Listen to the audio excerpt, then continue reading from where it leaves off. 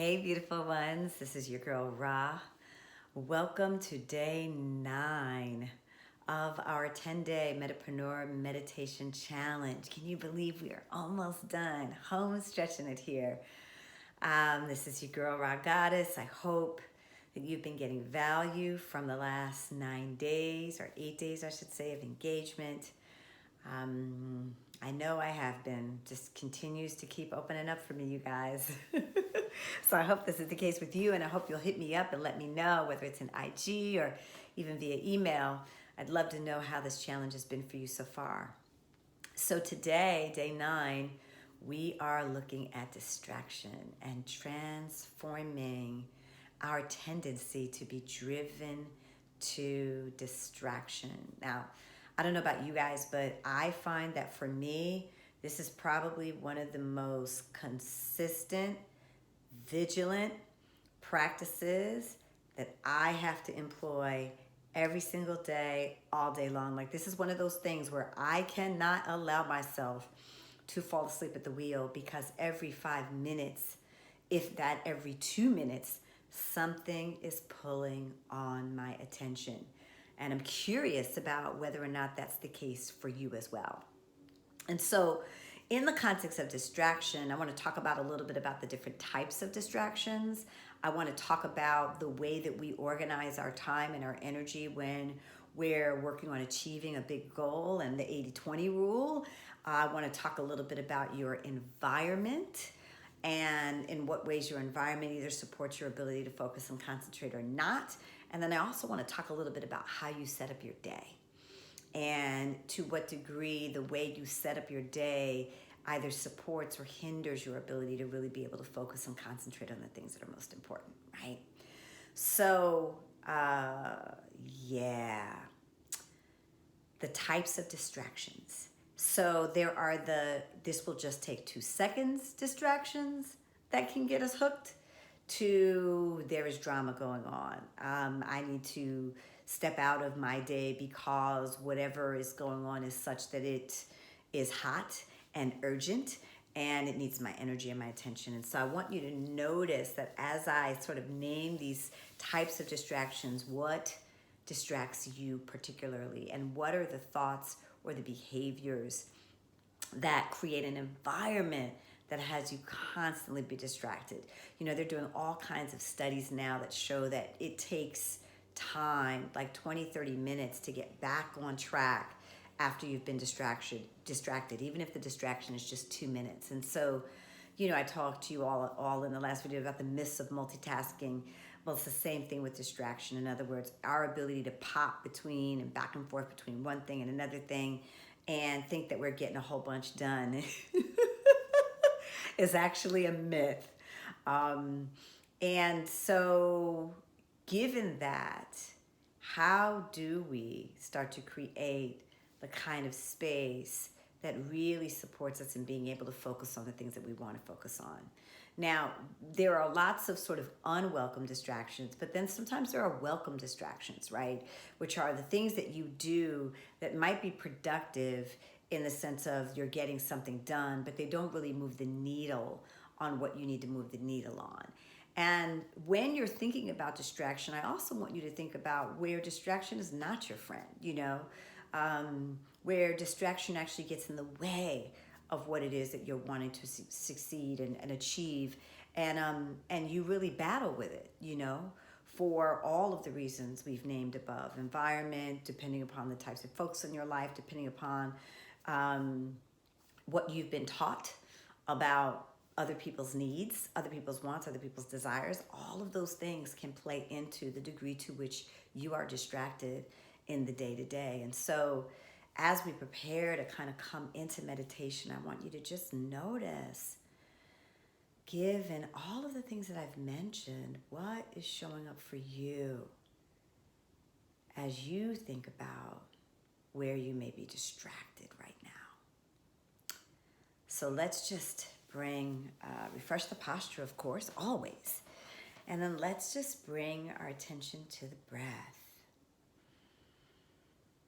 Not fixing, not forcing, simply noticing the inhalation and the exhalation, the rising and the falling.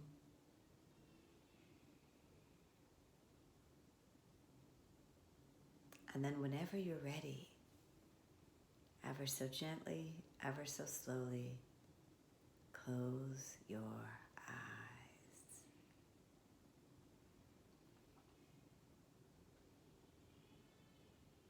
So the first opportunity is to just take a look at where distraction is showing up for you in a serious way. Maybe you're working to get a big project done and you keep sort of being interrupted. Maybe you're trying to focus, like that's one of the practices that you're trying to bring into play, and you're finding you're having a hard time settling down or getting to your practice, your morning practice or your evening practice. In the course of a day-to-day, when you set up your priorities for the day, assuming that you are doing that, right? Mentioned in our last conversation, our last meditation, what pulls you off of your plan? Just notice, are they the take 2 seconds types of distractions? Or is it something deeper, more dramatic, that's grabbing your energy and your attention? Also notice, is there anything that you're spending your time on that you know you shouldn't be? Or another way to think about this, is there any place you're spending your time, or any place you quote unquote should be spending your time that you're not? Like you're just not getting to it. Let's notice. And notice what's happening around that.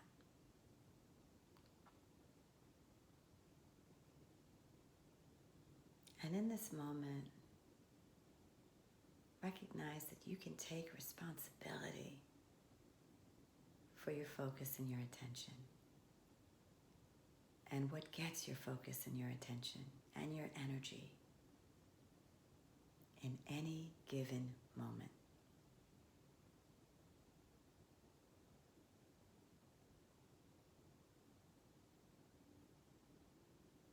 Become aware of the fact that you can create an environment that actually supports your ability to focus and concentrate. You can turn your phone off. You can close the door, pull down a shade, put a do not disturb sign out. Just notice, what are all of those things you could do? Communicate really clearly with the people around you that you're not to be disturbed. And then with you and you, actually taking on the practice of expanding the amount of time for which you can focus and concentrate. Meditation is a brilliant practice for that. Teaching you how to place your awareness and your attention exactly where you want it to be. And for those things that you may be resisting, how could you hold them differently? How could you hold them in a way that would actually motivate you to want to get them done?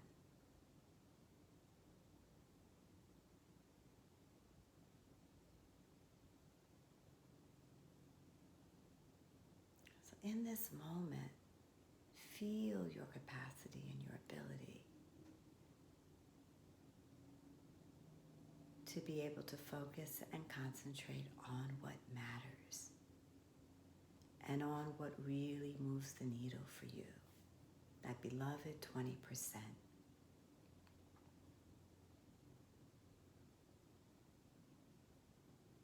So where are you distracted right now?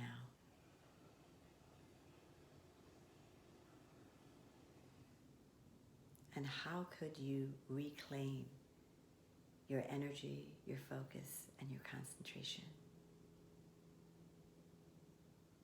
What may need to shift in your environment to be more supportive of your ability to really hunker down and get what's really important done? What are the practices that you might take on that enable you to expand your ability to focus and concentrate?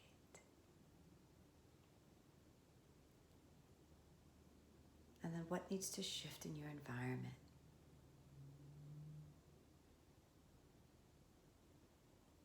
What may need to be communicated to the people around you?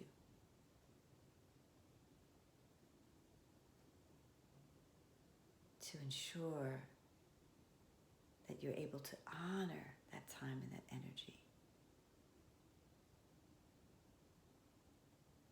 and dedicate it towards the things that really, really matter. Just listen.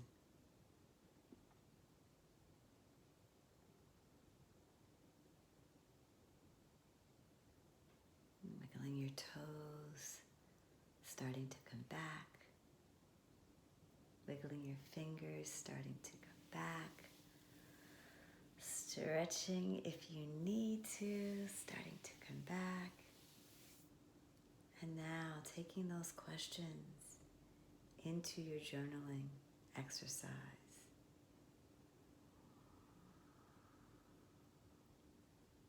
Okay, beloveds, and again, as you walk through the day-to-day, where can you block that time, guard that time, protect that time? What are the things that you can do in your environment to support that focus and concentration? And how can you begin this practice of sitting in stillness or meditation or quiet or just getting even good rest or eating better? All of these things help expand your capacity to focus and concentrate for longer and extended periods of time. So pick one and just start to work with it today as you move into the rest of your day. All right, beloveds, this is your girl. Enjoy the rest of your day. All is well. Peace.